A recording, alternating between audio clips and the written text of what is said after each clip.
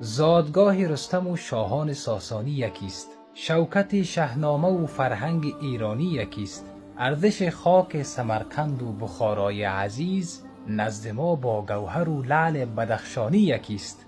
ما اگر چون شاخه ها دوریم از هم عیب نیست. ریشه کولابی و بلخی و تهرانی یکیست. از درفش کاویان آواز دیگر میرسد.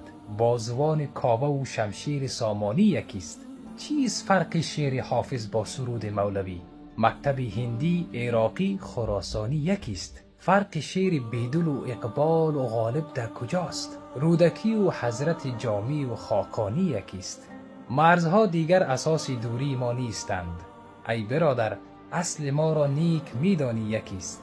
تاجیکی یا فارسی یا خیش میپنداری دری، این زبان پارسی را هرچی میخوانی یکیست. این زبان پارسی را هرچی میخوانی یکیست.